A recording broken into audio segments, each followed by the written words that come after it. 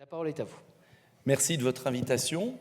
Je souhaitais venir personnellement parce que j'ai eu la chance de créer une intercommunalité, la communauté d'agglomération du Val d'Hiernes, en Essonne, il y a un certain nombre d'années. J'ai été président de cette interco pendant 13 ans et j'avais envie de vous dire quelques pensées là-dessus qui ne sont pas obligatoirement correctes.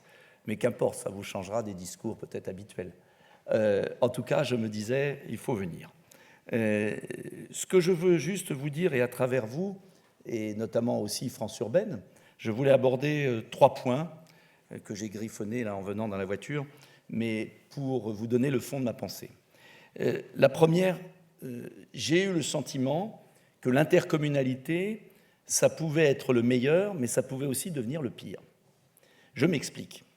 J'ai eu le sentiment, en tout cas je l'ai vécu comme cela, qu'une intercommunalité ne devait pas être boulimique, qu'une intercommunalité devait se concentrer sur des projets, qu'une intercommunalité ne devait pas remplacer les communes.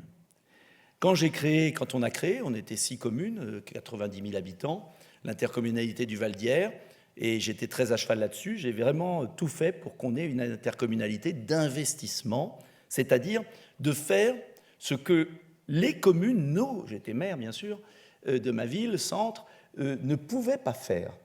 Et je peux vous dire, je me souviens très bien, la tentation permanente au cours de ces 13 années d'ajouter toujours des compétences, de reprendre toujours les personnels dont les communes ne voulaient plus, de se servir en fait de l'intercommunalité comme une espèce de collectivité supplémentaire qui finalement perd sa raison d'être. Avec à la fin beaucoup de frustration. Frustration des communes, frustration de l'intercommunalité, perte d'efficacité, gaspillage, bureaucratie.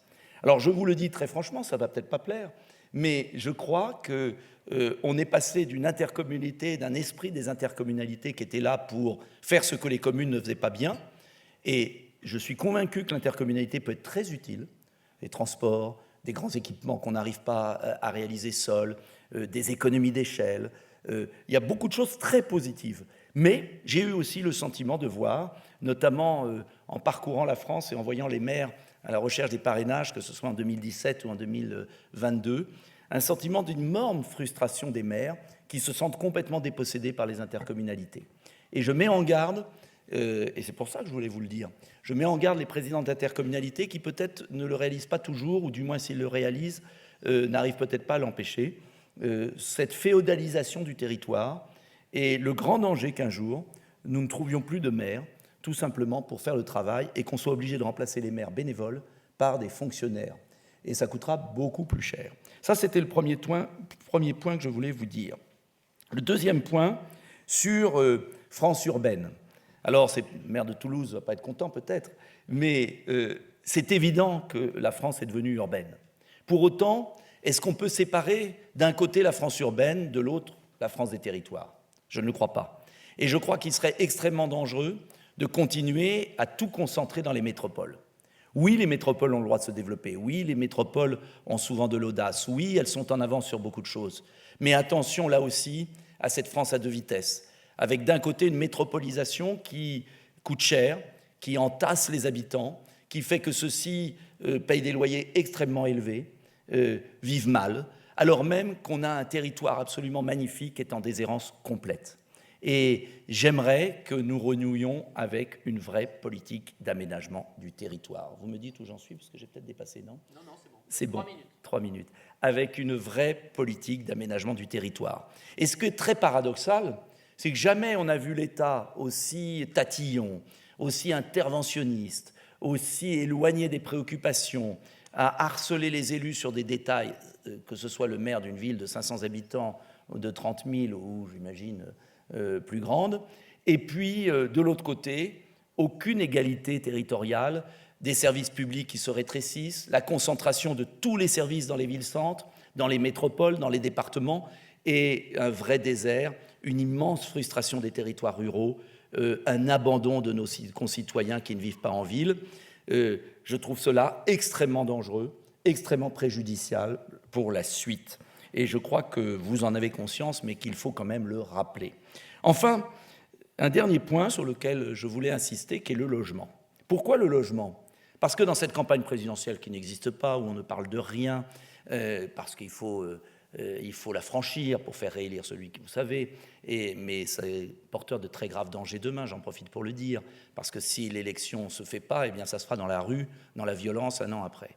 Et je mets en garde contre l'absence de légitimité du futur élu si on continue cette campagne comme cela, sans aucun débat. Moi, j'ai envie de parler du logement. J'ai essayé, ça n'intéresse pas beaucoup la presse. Pourtant, c'est curieux, c'est la première préoccupation des Français. C'est le premier budget des Français. C'est la première angoisse des Français. Je suis toujours conseiller municipal de ma ville et je ne me mêle pas trop de grand-chose, mais je suis un peu partout.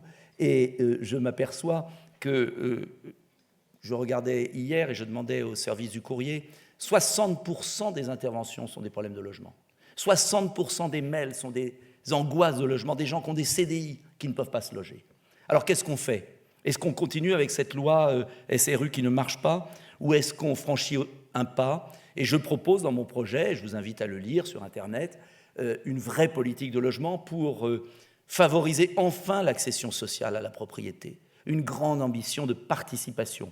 Ça veut dire quoi? Ça veut dire inventer le fameux contrat d'accession à la propriété qui permettrait à nos concitoyens qui sont trop riches pour le logement social, mais trop pauvres pour acheter, eh bien, d'avoir un loyer pendant 30 ans qui leur permet d'être propriétaires au moment de leur retraite. Et on sait que la différence de niveau de vie, elle tient à si vous êtes retraité et propriétaire ou retraité et locataire.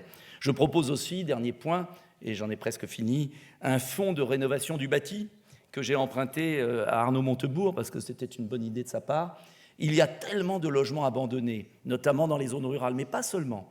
Il manque un fonds de réhabilitation général qui pourrait être garanti par l'État, qui pourrait aider les communes, les collectivités, et ensuite remettre en vente sous forme d'accession sociale aux Français qui veulent quitter les métropoles trop chères et puis vivre plus près de la nature, vivre dans les villages de France. Et pour ça, il faut bien sûr revoir cette politique absurde qui stérilise toutes les terres de France et qui empêche à nos communes de se développer, car je ne crois pas là aussi que vivre dans un écoquartier de béton soit la solution parfaite pour nos concitoyens. En un mot, et je n'ai fini, je voudrais qu'on arrête cette fausse écologie de discours et que l'on ait une harmonie, si possible, entre ceux qui veulent vivre en ville, qui en sont heureux, avec des élus très dynamiques, mais aussi ceux qui voudraient vivre, non pas en ville, mais auprès de leur village cher à leur cœur, et avec Internet bien organisé et une vraie politique d'aménagement du territoire. Merci, Monsieur Dupont-Aignan. Je vais appeler tout de suite Nathalie Appéré, qui va vous poser un certain nombre de questions. 3 questions précisément. 3 questions courtes pour 3 réponses de 2 minutes. Bonjour Monsieur Dupont-Aignan. Vous avez développé à l'instant notamment votre conception des relations entre communes et intercommunalité. Est-ce que vous pouvez nous en dire un peu plus sur la manière dont, d'une façon plus générale, vous voyez cette fois la relation entre les collectivités locales et l'État, autrement dit, plus de décentralisation ou pas, un nouvel acte de décentralisation ou pas? Moi, je pense qu'il y a assez de décentralisation. Le problème, c'est qu'elle n'est pas organisée, elle n'est pas claire. La décentralisation, j'avais compris que ça avait été fait en 81 pour qu'on rapproche les décideurs des habitants. Et en fait, c'est un magma informe de règles confuses, de sédimentation. Plus personne ne comprend rien. Les gens ne vont plus voter pour les régions, on l'a vu aux élections régionales, parce qu'ils ne savent pas qui fait quoi. Donc, si on appelle une nouvelle étape de décentralisation une clarification, une autonomisation des financements, parce que là, vous devenez tous des guichets, nous devenons tous des guichets. Alors oui, si c'est pour redonner encore plus de pouvoir à des potentats locaux, non. Ça veut dire quoi? Ça veut dire, dans mon esprit, des vrais états généraux de la décentralisation, on remettrait tout à plat et on clarifierait moins de choses et mieux. Et puis que l'État s'occupe de ses affaires, c'est-à-dire la vraie politique d'aménagement du territoire, un réseau numérique et du téléphone qui marche dans toute la France, ce qui n'est pas le cas. Bref, que chacun fasse son travail correctement, qu'on laisse les collectivités agir, mais dans un domaine précis, et qu'elles-mêmes ne veuillent pas tout faire non plus. Ça exige, c'est un peu comme un Mikado, de reprendre chaque branche et de remettre tout d'aplomb, immense travail, Mais ce n'est pas avec la loi 3DS ou j'ai toujours pas compris d'ailleurs, j'ai pourtant essayé de la lire, que je crois qu'on va y arriver. Et moi, je ne crois pas un instant, j'en finis là-dessus, à l'expérimentation permanente. Les Français aiment l'égalité. Que l'on habite à Toulouse, à Marseille, à Nice ou ailleurs, il faut savoir qui fait quoi et que ce soit clair. Et si on arrivait déjà à cette clarification, eh bien, je pense que les élus locaux seraient beaucoup plus heureux, les habitants pourraient contrôler leurs élus et l'État arrêterait de reporter sur les élus la faute de son incompétence. Alors, donc, le qui fait quoi, justement? Quelle place pour les territoires urbains, les intercommunalités, et notamment, quelle articulation avec les départements et les régions? Avez-vous les conclusions de ces états généraux? Moi, je vais vous choquer, mais je dis la même chose qu'à l'AMF, parce qu'on ne va pas dire des choses différentes entre chaque forum. Moi, je suis pour la suppression des régions. Bon. J'estime que les départements pourraient récupérer beaucoup de choses, quitte à les fusionner certains. J'estime qu'il y aurait une conférence des présidents de département avec les préfets de département et le préfet de région pour les grands équipements, et des grandes villes, pourquoi pas. Ça serait beaucoup plus simple que ces énormes régions qui n'ont plus aucun sens. Mais bon, à part la Normandie peut-être. Mais ça, c'est mon opinion personnelle et c'est pas, sauf miracle, vous êtes épargné, je pense, pour les quelques années qui viennent. Mais je pense plus sérieusement que l'urbain ne doit pas être séparé des territoires. Donc, je pense que l'intercommunalité doit être plus volontaire. On est arrivé à des intercommunalités, alors je vais peut-être vous choquer, mais moi je l'ai vu vraiment, tellement grandes, tellement vastes, que les maires ne se sentent plus appartenir à ces intercommunalités. J'ai été dans quantité de départements où on me dit « mais on est 80 dans une salle, on ne sert à rien, on n'a plus envie ». Je crois plutôt aux intercommunalités bassin de vie. En tout cas, moi je l'ai ressenti comme ça. Quand on avait notre intercommunalité qui correspondait à un vrai bassin de vie, on était de gauche, de droite, on était heureux, on a fait des choses magnifiques. Quand ça a été fusionné de force, la flamme avait disparu. Et ce n'était que disputes et compromis voiseux. Donc moi, je crois plutôt à l'intercommunalité bassin de vie, je crois plutôt à l'intercommunalité volontaire, je ne crois pas au mariage forcé, je pense qu'il faut reprendre beaucoup plus de liberté, car sinon, on va avoir un très très grave problème de représentation des territoires. Terminons en parlant finances, si vous voulez bien. Quelle autonomie financière ou fiscale, ou à tout le moins, quelles ressources financières ou fiscales pour nos collectivités? Là, c'est la catastrophe. On n'est plus dans la décentralisation. Le département devient un simple guichet d'aide sociale. À partir du moment où on n'a pas une ressource propre, à partir du moment où la ressource dépend d'un impôt repris sur des bases antérieures, les élus ne servent plus, enfin, on gère la pénurie. Moi, je crois vraiment qu'il faut un Big Bang fiscal. Je n'ai pas la solution parfaite, mais la seule chose que je sais, c'est qu'un maire, un président de département, un président de région à une ville doit savoir sur quelles ressources compter et doit pouvoir avoir de la marge de manœuvre. Et après, c'est aux habitants de le juger et de le battre s'il a trop augmenté les impôts. Mais là, nous sommes dans un système de tuyaux tellement confus que je mets au défi, même des gens qui s'y connaissent, de savoir où on en est. Souvenez-vous des discussions sans fin sur la péréquation, le coefficient. J'ai vécu ça lors de la fusion de nos deux intercos, pendant des heures et des heures, mais qui comprend quelque chose? Alors ça arrange tout le monde, parce que ça arrange 3 fonctionnaires de la DGCL qui sont ravis de tirer les ficelles, de Bercy, 3 personnes dans chaque endroit qui ont le pouvoir du faux savoir. Mais à la fin, tout le monde y perd. Voilà, donc clarification, après comment, pas évident, mais en tout cas avec modulation possible par les exécutifs et les assemblées, devant le peuple, devant les habitants. Chaque région sera jugée, chaque département, chaque ville, à ce qu'il fait en fonction de ce qu'il prélève. Et je ne crois que c'est la seule condition pour la survie de la décentralisation. Parce qu'en fait, l'État manipule les différentes associations, l'État joue les uns contre les autres, et puis il ne fait pas son boulot. Et à la fin, je vais vous dire, je sens une colère monter extrêmement forte contre l'ensemble de ce qu'on appelle les élus, l'oligarchie, c'est-à-dire des gens qui finalement font leurs affaires entre eux, même s'ils sont généreux, et on est tous généreux dans nos territoires, on a envie de bien faire, et on essaye. Mais malheureusement, plus personne n'y comprend rien, et quand on n'y comprend rien, eh bien, à un moment, la colère éclate, et on n'est pas loin. Merci, on termine avec la carte blanche pour 2 minutes, soit sur un j'ai vu des choses sujet intéressantes. de votre choix. J'ai lu votre document. Ou en rebondissant effectivement sur les propositions de nos 2 associations. Oui, j'ai lu votre document. Je dois être le seul candidat à la présidentielle à avoir ouvert votre document, mais c'est bien. Au moins, comme ça, vous serez peut-être incité à voter pour moi. Donc, j'ai vu 2 choses qui m'ont intéressé. La question de la commande publique. Je ne sais plus où je l'ai vu. Je l'ai découpé. Je ne sais plus où je l'ai mis. Bon.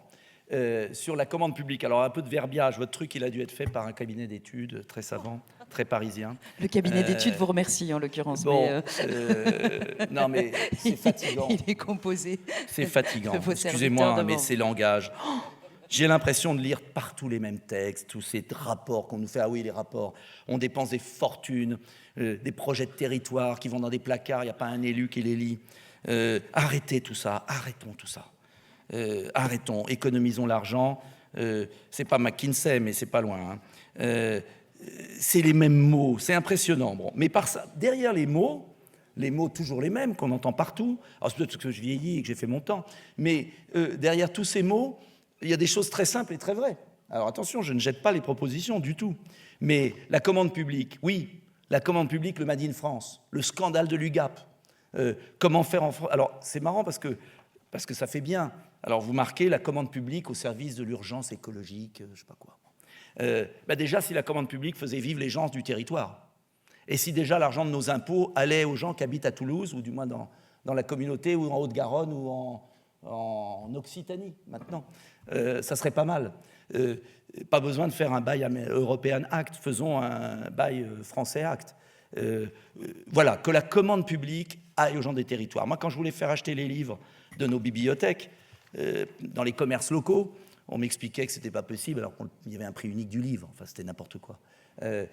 Quand j'ai voulu faire acheter les carottes de mes cantines à 3 km, j'ai eu la direction des fraudes qui est venue m'emmerder et j'ai eu une mention dans le rapport de la Cour des comptes qu'au drame, j'avais fait acheter mes carottes de mon réfectoire à côté de chez moi pour le même prix. Donc il faut libérer la commande publique, c'est ce que fait très bien l'Allemagne, font très bien les États-Unis, le Japon, tous les pays, sauf la France, qui sont les dindons de la farce et qui achètent pour... On a 200 milliards de commandes publiques, d'après ce que j'ai lu dans votre document.